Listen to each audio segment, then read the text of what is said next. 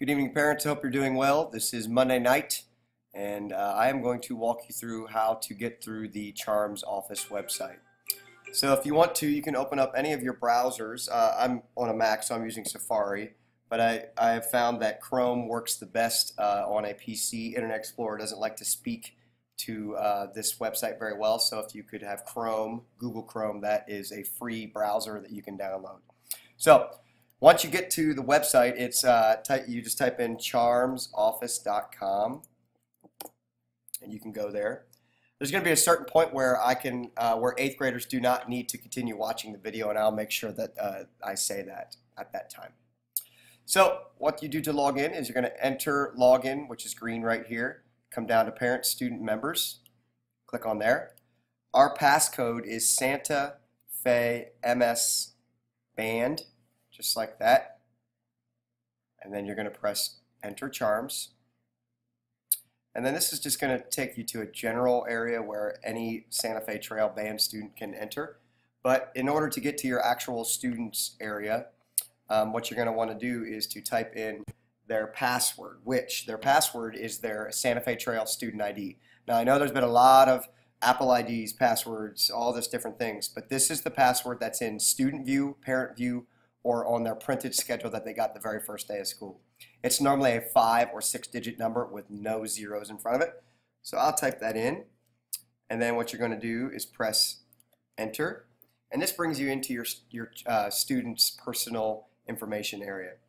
And what you could do here, you can access the calendar, which has all of our calendar dates. Now you're going to see a bunch of calendar stuff on here, whether you're a 6th, 7th, or 8th grader, because my student is set up for all grades. But you can see you can scroll through, and if you click on any of the events, a pop-up will come up. If there's anything that is details there, it will show up. Like for example, I'll click on March to Mahaffey, Washington. That's not for 6th graders, but you can see that there's details there. Okay, so if you want to close out of there, so that's the calendar. You can always press the home button. The next thing that is important is the handouts and files, and if you click on that, I have updated all of those files on there. They should be working. You can see there's a private lesson teacher list. If you're interested in that, you can look at that and then contact me and I'll direct you in the right way.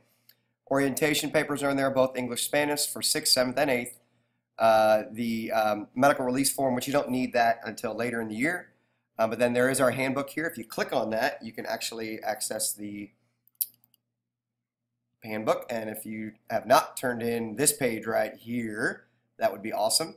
There's also the calendars on there, but it's also on the website. But if you're a person that likes a hard copy, you can have it there. So that's just an example there. You can get your handouts there at the files and handouts spot. Okay, if you go back to the home page, the next thing that I would like to make sure is happening is that on the update info, if you could make sure that any parent email is updated to where it needs to be, and then also in the student email down here, they would update to that current email that we have been using so far with their Apple IDs and their IDs here at school. We'll also be checking that in class, but if they want to get ahead on that, they can do that tonight. It's the @students.olatheschools.com with their username in front of it. So if you could do that, that would be wonderful. Okay, and you can do that all in there, right there. I'm going to ask that you don't use this button right here, the change password. We want the password to stay the student's ID number, the 5 or 6 digit number. Okay, so you can go back there. Now, if you're an 8th grade band member or parent, you can finish watching this now and you do not need to continue. So I'll give you a minute to close out. All right, 6th and 7th graders, this is where you're going to be recording your practice logs. If you can see down here where my cursor is on the practice log area, you're going to click that.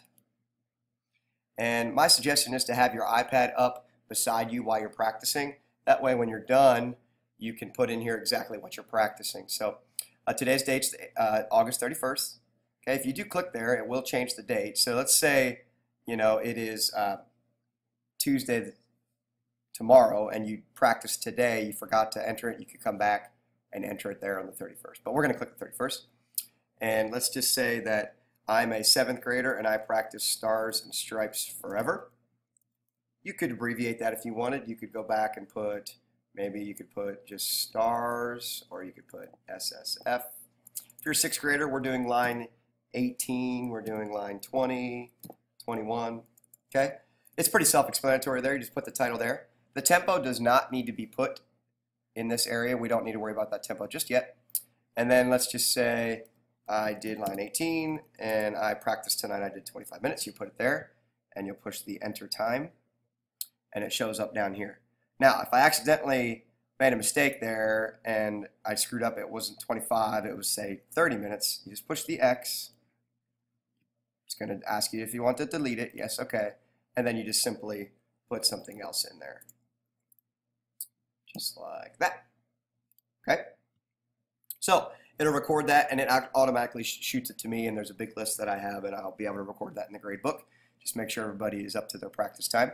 Remember that sixth graders are required 60 minutes per week, and that goes from Monday to Sunday, and then seventh graders are required 75 minutes per week, Monday to Sunday. So it comes out to about 15, 20 minutes a day if you time it out correctly, which is really not much time committed at all. So you can do that. Now, one disclaimer I need to make sure everybody is aware of.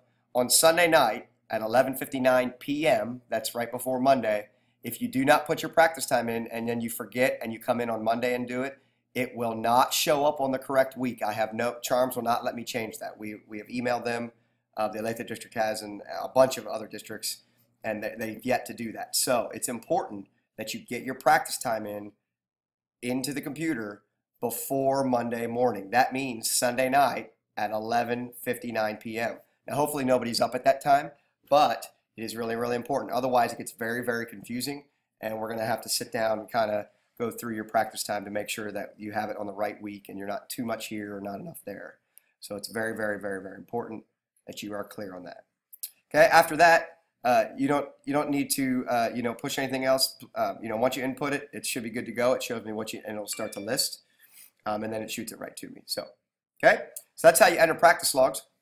We'll give kids time at the beginning of class if they want to. They can, if there's an internet problem at home, they'll be able to put it into their computer. We made a home page on their home screen today on their iPad for most of the classes. We're going to review that again tomorrow. So if they've not done that, we want to make sure that they are going to be doing that. So if you have any questions, please feel free to email me back or call me at school. Remember, email is the #1 thing. So hope this helps. You can always push pause, rewind back and forth, and it'll get you going on how to work CHARMS the correct way. It's a huge tool that we will be using all year. Thanks, and have a great night.